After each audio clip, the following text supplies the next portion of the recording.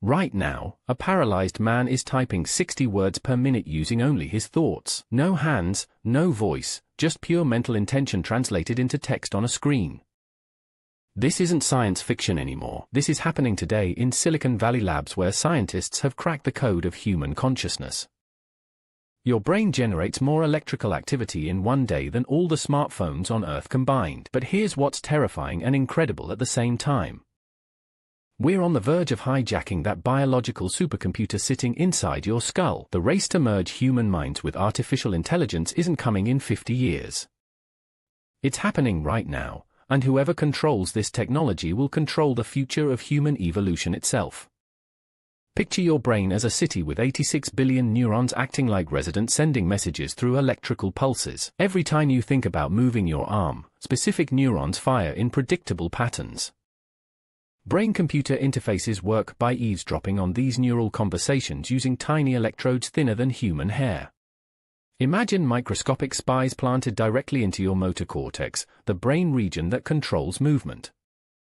These neural implants capture the electrical signatures of your thoughts and translate them into digital commands that computers can understand. When you think about reaching for a cup of coffee, your neurons create a unique electrical fingerprint. The implant reads this pattern, sends it to a computer chip, and algorithms decode your intention in real time. The technology works through 3 crucial steps. First, signal acquisition. Ultrasensitive sensors detect the tiny voltage changes that occur when neurons communicate. We're talking about signals so weak they measure in microvolts, thousands of times smaller than the electricity powering your smartphone. Second, signal processing. Powerful computers analyze these neural patterns using machine learning algorithms trained on millions of brain recordings. Third, command execution. The decoded thoughts trigger actions in external devices, robotic limbs, computer cursors, or even other people's brains. Modern brain-computer interfaces use arrays of electrodes that look like tiny bed of nails planted directly into brain tissue. Each electrode can monitor several neurons simultaneously, creating a high-resolution map of mental activity. Advanced systems like Neuralink's brain chip contain over 3,000 electrodes packed into a device smaller than a coin. The most sophisticated interfaces can distinguish between hundreds of different intended movements. Think about wiggling your left pinky versus your right thumb. Your brain creates completely different neural patterns for each action. The computer learns to recognize these patterns and can execute the corresponding commands even when your body can't physically move. Scientists have successfully demonstrated direct brain-to-brain communication between humans. In one experiment, a person in India thought about moving their hand, and that mental command was transmitted over the internet to trigger hand movement in a person located in France. The first human thought was digitized, transmitted across continents, and then injected into another person's brain to control their actions. But here's where this technology enters morally dangerous territory. If we can read thoughts and control actions, who decides what mental privacy means anymore? Imagine a world where governments can monitor your internal mental state or corporations can influence your purchasing decisions by directly stimulating your brain's reward centers. The ethical implications are staggering. Brain-computer interfaces could eliminate mental illness by reprogramming dysfunctional neural circuits. Depression, anxiety, PTSD could become obsolete conditions cured through precise neural stimulation. But the same technology that heals could also be weaponized to control, manipulate, or torture human consciousness. Consider this scenario. Authoritarian regimes could mandate brain implants for all citizens, claiming they prevent crime by monitoring violent thoughts. Employers might require neural interfaces to boost worker productivity or ensure loyalty. Dating apps could analyze your brain patterns to determine romantic compatibility, but also manipulate your emotional responses to specific people. The technology raises fundamental questions about human identity and free will. If artificial intelligence can influence your thoughts and decisions, are you still making autonomous choices? When does technological enhancement become technological dependency?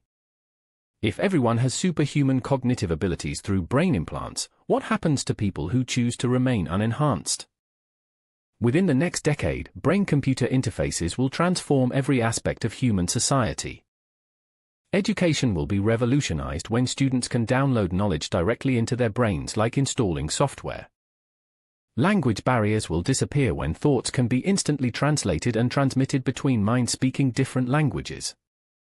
The medical applications seem limitless. Paralyzed individuals will control robotic bodies with their thoughts. Blind people will see through digital cameras wired directly to their visual cortex. Amputees will operate prosthetic limbs that feel as natural as biological ones. Memory loss from dementia could be prevented by backing up and restoring neural data like computer files. But the societal disruption will be unprecedented. Traditional jobs will become obsolete when artificial intelligence can be directly integrated with human cognition. The gap between enhanced and unenhanced humans could create new forms of inequality worse than any economic divide in history. Enhanced individuals with superior memory, processing speed, and cognitive abilities will dominate every field from science to art to governance. Military applications will reshape warfare itself. Soldiers with brain-computer interfaces could control drone swarms through pure thought, share tactical information instantly across units, or even override enemy neural implants to disable opposing forces. The nation that achieves brain-computer superiority first will possess an insurmountable strategic advantage. Privacy as we understand it will cease to exist. Your thoughts, emotions, memories, and intentions could become data points harvested, analyzed, and monetized by technology companies. Mental advertising could bypass your conscious awareness entirely, implanting desires and preferences directly into your subconscious mind. The transformation has already begun. Major technology companies are investing billions in brain-computer research. Clinical trials are expanding globally. Regulatory frameworks are being developed to govern neural enhancement technologies. The question isn't whether this future will arrive, but whether humanity can navigate the transition without losing its essential humanity in the process.